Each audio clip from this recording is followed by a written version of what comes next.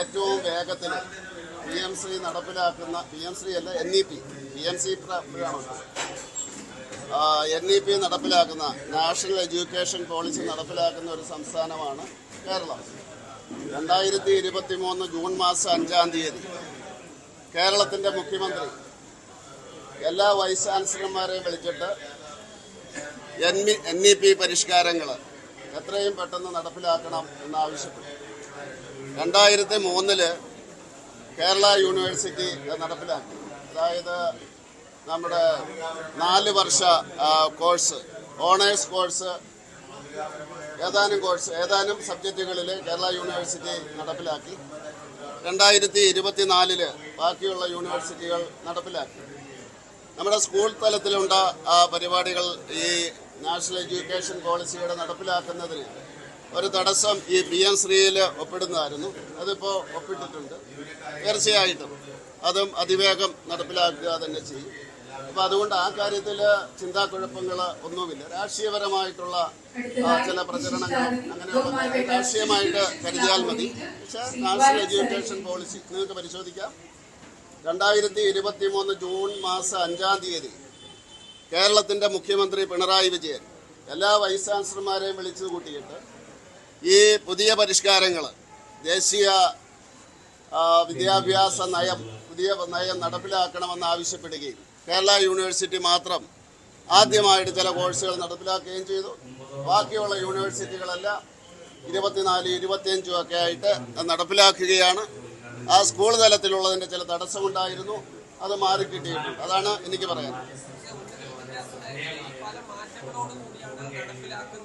അല്ലല്ല, അതെങ്ങനെയാണെന്ന് ചോദിച്ചാൽ ഇത് നമ്മുടെ കൺകറന്റ് ലിസ്റ്റിലാണ് ഈ വിദ്യാഭ്യാസം വരുന്നത്. 1976 42ാം ഭരണഘടനാ ഭേദഗതിയോടുകൂടിയാണ് നടപ്പിലാക്കുന്നത്. അപ്പോൾ ഈ കരിക്കുലം തീരുമാനിക്കുന്നത് അത് സംസ്ഥാന സർക്കാർ.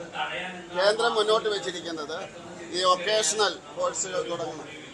6ാം ക്ലാസ് മുതൽ കുട്ടികൾക്ക് ഇന്റേൺഷിപ്പ് കൊടുക്കണം എന്ന് പറഞ്ഞാൽ അടുത്തുള്ള ഏതെങ്കിലും ഉൽപാദന കേന്ദ്രത്തെ അവരെ കൊണ്ടേ കാണിക്കണം. അവരതിനെപ്പറ്റി എഴുതും. അവർ ഇന്റേൺഷിപ്പ് എന്ന് പറഞ്ഞാൽ അവരൊന്നും ചെയ്യില്ല. 9ാം തീയതി 9ാം ക്ലാസ് തൊട്ട് സ്കിൽ ഡെവലപ്മെന്റ് അത് തുടങ്ങും.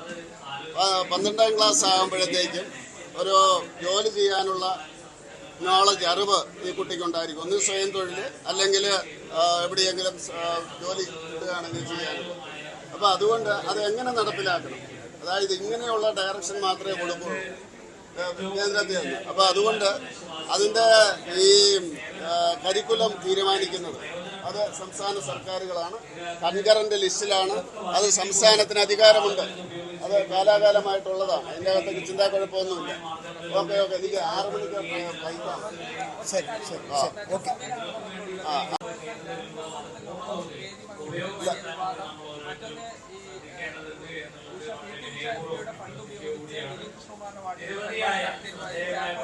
അല്ല, അങ്ങനെയുള്ള കാര്യങ്ങൾ പാർട്ടിയുടെ സംസ്ഥാന പ്രസിഡന്റ് പറയും. ഞാൻ ഈ നരേന്ദ്രമോദിയുടെ വികസന പദ്ധതികൾ നടപ്പിലാക്കാൻ വന്നതാണ്. ബാക്കിയുള്ള സംഘടനാ കാര്യങ്ങൾ BJPയുടെ സംസ്ഥാന പ്രസിഡന്റ് ഭൂമി കുംഭകോണം നടത്തിയെന്ന് വിവരങ്ങൾ പുറത്തു വരുന്നുണ്ട്.